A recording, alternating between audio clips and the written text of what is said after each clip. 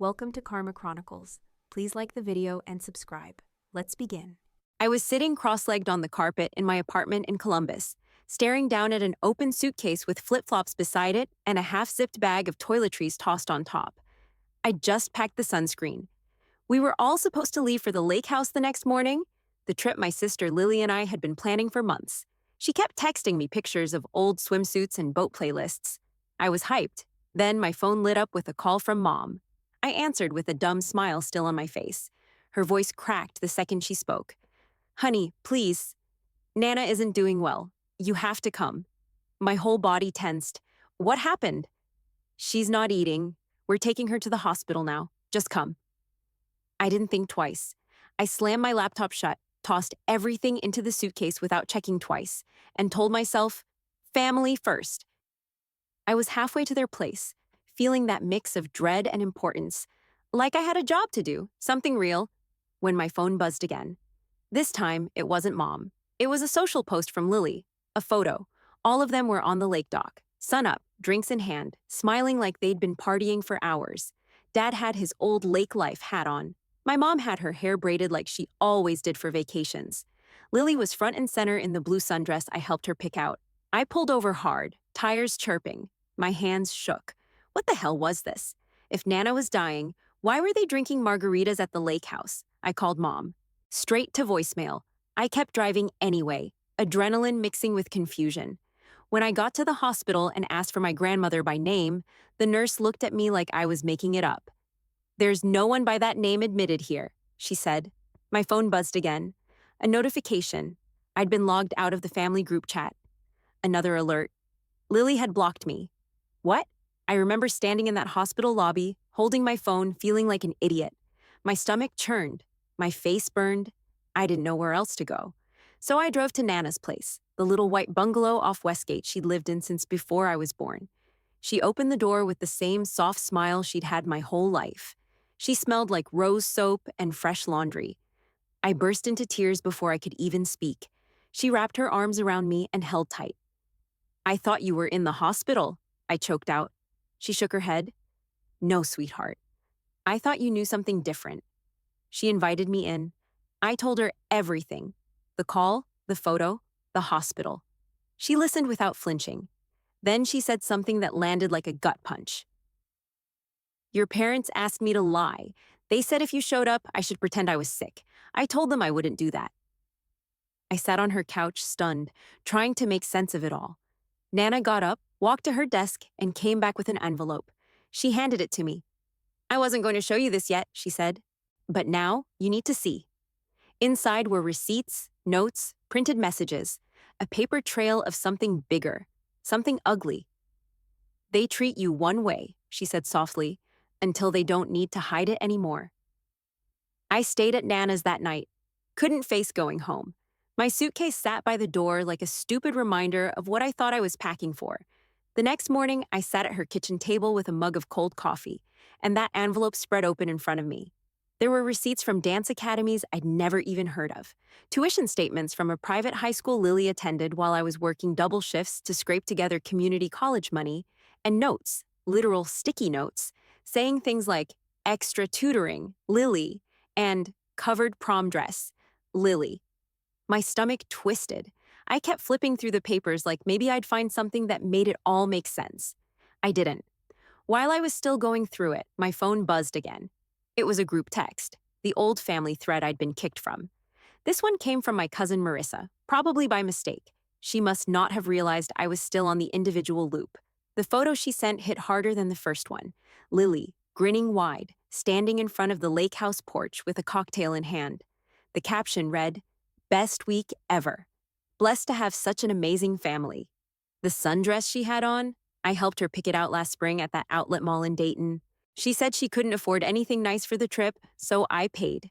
Looking at it now made my chest go tight. I showed Nana the photo. She didn't say anything at first, just watched me scroll. I couldn't stop staring at it. Finally, she sighed and said, "I should have told you sooner. I gave your parents money months ago for a family trip. I told them plain as day, it was for everyone. I wanted it to be a gift for all of you." I looked up. "And they used it to throw a party without me." She nodded slowly. It was a test, she said. I wanted to see what they'd do with it. I couldn't breathe for a second. That kind of betrayal didn't just punch. It burned. I blinked hard and said, in that photo, Mom's wearing your locket. The teardrop one? Wasn't that supposed to be split between Lily and me? Nana's lips tightened.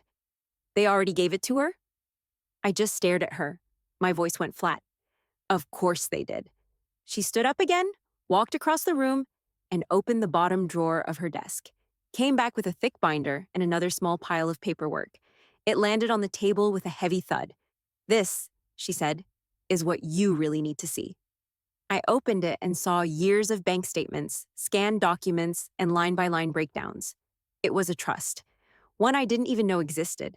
Set up back when Lily and I were both kids. The money was supposed to be split between us when we each turned 30. I was 29. The numbers blurred for a second. But the names didn't. The transactions were clear. Transfers marked for educational support, L, bridal expenses, L, even one labeled emergency car purchase, L.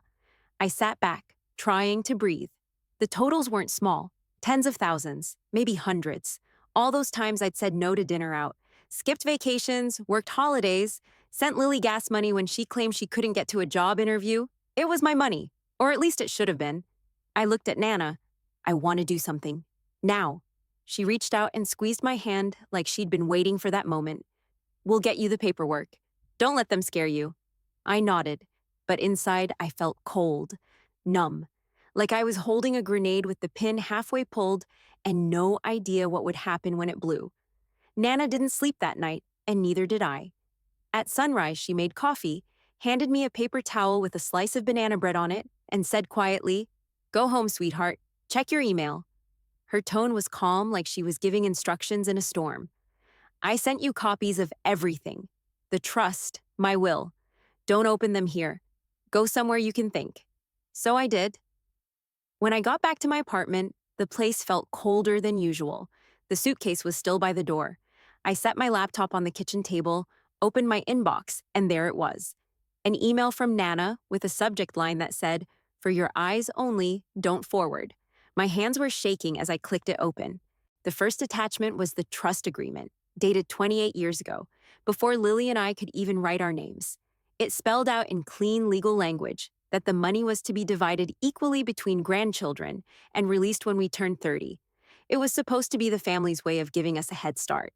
The next file was worse, a spreadsheet full of withdrawals and transfers with notes scribbled in the margins. Dance lessons, L, school payment, L, wedding, L. I scrolled line after line until the numbers blurred. $500,000 here, 10,000 there. It was like watching my future evaporate in real time. I did the math out loud just to make it real. That's half my life, I muttered. I called Uncle Martin. He had been the trustee before my dad took over handling it, and he picked up on the second ring, voice low, guilty. "I knew this would come up one day," he said. "Your Nana always said you'd find out." "What did they tell you?" I asked. "That they were using the funds for your education, emergencies, your wedding someday, things you'd agreed to?" I laughed, short and bitter. "I never saw a dime." He went quiet, then said, "Check your email in a few minutes." Not even 5 minutes later, a message popped up. The subject line read, "I'm done." He'd attached everything. Scanned copies of requests from my parents asking for early distributions, signed letters claiming the money was for me, records of transfers straight into accounts I didn't recognize. He even wrote an apology. I thought I was helping. "I'm so sorry." My stomach clenched. I could almost see his hands shaking while typing it. That was when it really sank in. This wasn't a mistake. It was a plan. My parents had convinced Martin to hand over trust funds in my name, then funneled it all into Lily's life. Private school tuition, wedding deposits, even her honeymoon. Reading it felt like watching someone stitch together a future that should have been mine. Then my phone buzzed again. A text from Mom. "You're being ungrateful. Take down whatever you've posted. Stop making up drama." Seconds later, a voicemail from Dad. "You're embarrassing the family. You have no idea what you're talking about. Take it down before you regret it." His voice was calm, low, the same tone he used when I was a kid and he wanted to make me feel small. I sat there staring at the screen. replaying every moment I'd ever swallowed my feelings to keep the peace. Every fake smile, every favor, every "it's fine" when it wasn't. No more. I opened my laptop again and wrote a post. Not angry, just plain truth. How they'd lied about Nana being sick, how the lake trip was funded with money meant for all of us, and how I had proof: the documents, the transfers, the trust records. I hit post and watched the little spinning wheel load. Within minutes, my phone started buzzing nonstop. The post blew up. I watched the likes tick up, the shares double, the comments roll in. Cousins started messaging me, one after another. "I always thought you got the rough end of things. I noticed she always paid for Lily's stuff. Your mom never even asked me if I wanted help when my dad died. But Lily got a new car?" I stared at the screen like it was a confession booth. Except I wasn't the one confessing. People from high school sent support. Strangers messaged to say they'd gone through something similar. A few offered legal tips. Some just said they believed me. It felt like breathing air that had weight to it. I was seen. I was also exposed. Then my phone rang. Dad. I let it buzz once, twice. Then I picked up. He didn't yell. That would have been easier. His voice was calm. Too calm. "You need to take that post down." "No," I said. "Then you need to apologize. Publicly." My jaw tightened. "For what?" "For dragging the family name through the mud," he said. "Take it down or else." That last part, "or else," wasn't loud, but it hit like a slap. I swallowed hard. "What does that mean?" "It means you don't know what you're talking about. We protected you from things. Family secrets. You've misunderstood the situation. It's complicated." The condescension in his tone made my chest burn. That wasn't concern. That was a veiled threat, the same voice he used when I was 17 and grounded for asking too many questions about money. I hung up, called Nana. She answered on the first ring. "They're scared," she said. "That's why he's using that tone." "Did you know about the rest?" I asked. She sighed. "I knew pieces, enough to know they've been planning this version of fair for years." I didn't speak. "I've updated my will," she added, steady as anything. "You're now the sole executor. You're also the main beneficiary." My mouth opened, then closed again. "You what?" "I should have done it years ago," she said. "They'll try to scare you, but they can't touch you. You have proof." I heard a chime. Email. Uncle Martin. The subject line was, "Sent to lawyer." He'd already forwarded everything. Trust records, bank transfers, his own statements, to a family lawyer. In the body of the message, he wrote, "Law enforcement may need to get involved." Then the warning. "They'll move fast now. Liquidate assets, hide what's left, maybe even run." I froze. What I thought was betrayal now felt like a race. My phone buzzed again. A text from Mom. Just 6 words. "You'll regret this. Walk it back." I stared at it for a long minute. Threats used to bounce off me. This one didn't. Not because it hurt, but because it was desperate. I met Nana and Martin later that afternoon. We sat around her dining room table like war generals with folders and legal pads. Step 1, document everything.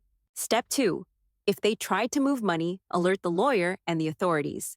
Step 3, protect what Nana had left and what little remained of the trust. The list felt practical and terrifying. We kept the room quiet, the TV off, just the sound of pens scratching and pages turning. At the end of it, Nana looked at me and said, "You've done enough fixing. This time, we defend." That night, I slept in the guest room at her place. For once, I didn't wake up feeling like I owed anybody anything. The next morning, I sat across from the family lawyer in a sterile office that smelled like carpet glue and coffee. He wore a stiff gray suit and barely looked at me. His eyes kept drifting to the binder Uncle Martin had handed him, flipping pages like each one confirmed what he already suspected. He didn't ask many questions, just nodded slowly, jaw tight, tapping a pen against the desk while we walked through the trust documents, the withdrawals, and the updated will Nana had signed. At one point, he closed the binder and said flatly, "This isn't sloppy. This is deliberate." He looked up at me with the kind of slow, focused anger that didn't explode. It sharpened, and that made me feel safer than anything else could have in that moment. We filed paperwork that day, petitions to freeze accounts, freeze property transfers, freeze anything tied to the trust. We requested an emergency injunction. The lawyer said the documentation was solid, misused funds, a trustee willing to testify, and a clean recent estate plan signed by Nana. Everything lined up. Filing those papers felt like throwing a switch inside me. No more waiting to be told I was overreacting. No more second-guessing myself. That afternoon, Nana and I sat at her kitchen table drafting a statement to send to the board of directors at the publishing house, the one my father had run like a kingdom for decades. The company wasn't huge, but it mattered in our town. Reputation mattered, and Nana? She had the majority shares. Actually had. She slid the transfer paperwork across the table to me and said, "It's yours now. I already filed it." That was the moment I realized this wasn't just going to be legal. This was going to get personal. I sent the letter to the board that evening. I didn't use big words or emotional flourishes, just facts. My father was under investigation. There were concerns of financial misconduct. Until further notice, I would represent the controlling interest in the company. I signed it with my full name. Then the messages started. Jenna, one of my cousins, texted and said, "I've got receipts, I've got screenshots. I've seen this coming for years." Another cousin I barely talked to sent me a voice memo. They helped Lily through school but told me there was no money when I asked for help. I can tell you the dates. I remember everything. I wasn't surprised anymore, just more certain. Every message painted the same picture. Lily got favors, money, help. The rest of us got silence or shame. At home, I packed a bag with the essentials: laptop, Nana's binder, a hard drive, a phone charger, and headed downtown. My fingers didn't even shake on the wheel. The lawyer had warned me. "This won't be clean," he said. "They'll fight. They'll lie. They might go public." "I'm not doing this for revenge," I told him. "I'm doing it to stop them from stealing what's left of my life." Before we filed the final round of documents, Nana hugged me tight. "You always picked up the pieces," she said softly. "Now pick up what's yours." It wasn't loud, but it landed like a command. I signed everything. He stamped it. For the first time in weeks, the noise died down. I stepped outside the office and felt something strange in my chest. Not peace exactly, but maybe the beginning of it. The next morning, I woke up to a single text from Uncle Martin. "They're at the office. They're taking boxes." My stomach dropped. I didn't brush my teeth, didn't eat. I grabbed my bag, keys, and the folder with the injunction and got in the car like I was chasing a fire. The publishing house sat 2 blocks from the courthouse. Same brick building it had been in since my grandfather opened it in the 60s. I'd walked past those glass doors my whole life. But that day, it felt like walking into a crime scene. Through the windows, I saw my dad, hauling paper boxes like it was moving day. He spotted me the second I stepped in. His face snapped from fake calm to bark mode fast. "What are you doing here?" I didn't blink. "As of yesterday, the controlling shares of this company belong to me. I'm here for a full inventory of all files and property." He stared like he didn't understand the words. Lily stood behind him, holding a file box with both hands. She looked like she was trying to figure out which face to wear, the one that begged for sympathy or the one that made people feel small. I held up my phone. "I have the paperwork and an active injunction. If you remove anything today, you're in violation of a court order." His mouth opened, closed, then opened again. "We're just reorganizing." That's when the black sedan pulled up, unmarked. 2 plainclothes agents stepped out, followed by a sheriff's deputy. They didn't walk fast, just calm, sure steps like they already knew what they were walking into. Martin stood across the street in his truck, watching with his arms crossed. A few seconds later, Nana's car pulled in. She got out like she'd been waiting for this day for years. My dad turned to gather more boxes, but one of the agents stepped forward. "Sir, I'm going to need you to leave those. We'll need to talk." He froze. His hand was on a paperclip stack, like he was about to defend his honor with office supplies. Lily dropped her box. Paper spilled out onto the carpet. She burst into tears, loud, dramatic. "You don't understand? You're ruining our lives?" That line, that twist where they play the victim, it landed like déjà vu. The agents started cataloging. One of them opened a drawer labeled payroll history and pulled out a stack of ledgers. They worked without commentary, like people who'd done this exact thing 100 times. I stood back and watched my father shrink an inch at a time. His tie was crooked. His voice, when he spoke again, was dry and cracking. "This wasn't supposed to happen," he muttered. No, it wasn't. But it had. And it wasn't just about a trust fund anymore. It was about the life they tried to rewrite while pretending I should be grateful for scraps. The fallout didn't come clean. Over the next few weeks, there were emails from family calling me dramatic, voicemails asking how I could do this to my own parents, threats, backpedaling, gaslighting, the whole playbook. But that morning in the parking lot, while the agents flipped through company files and cataloged emails, I felt something different. Those pages they carried, they looked like proof, and for the first time in my life, I wasn't the one being asked to prove I wasn't crazy. The agents didn't waste time. Within days, audits were underway. What they found was worse than even Nana expected. Shell accounts, fake expense reports, payments labeled family support that somehow always ended in Lily's hands. Every investigator that showed up asked for the same thing. Everything. Emails, texts, voicemails. Anything that hinted at intent. My parents lawyered up fast. Their statements turned cold, polished, rehearsed. But the paper trail didn't care. The documents had no reason to lie, and line by line, the story came together without them. Lily cracked first. She showed up at my apartment one night, pale and shaking like someone who knew the bottom was falling out. She barely got a word out before she started crying. "I want to cooperate," she said. "I didn't mean to get this deep. I was just trying to be what they wanted." I didn't say anything. She pulled out a manila envelope. Inside was a written statement. She'd already signed it. It said she'd benefited from the diverted funds, that she knew about the shell accounts, and that she'd helped set up at least one of them. Her handwriting was shaky.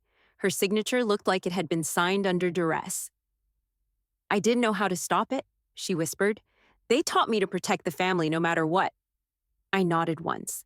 I wasn't going to let her off the hook, but I wasn't going to destroy her either. She did the right thing. Finally. That had to mean something. The board at the publishing house met the next week. My father didn't show up. He sent a lawyer in his place. The decision was unanimous. Administrative leave, effective immediately. And just like that, I was voted interim chair of the board. The office key felt cold and heavy in my hand when they gave it to me. I walked into the same room I'd once sat in as a kid, while Dad barked at people on the phone. Now it was my name on the door, my signature on the company checkbook. The power felt surreal, not because I wanted it, but because I had earned none of the chaos that got me here. At the hearings, more truth came out. Martin testified that he'd released the trust money years ago, after being told it was for emergencies. My emergencies. He looked hollow up there on the stand, eyes red, hands wringing. His voice cracked when he said, "I believe them. They said she needed help. I didn't know they meant Lily." I believed him, not because it excused anything, but because he looked sick with it.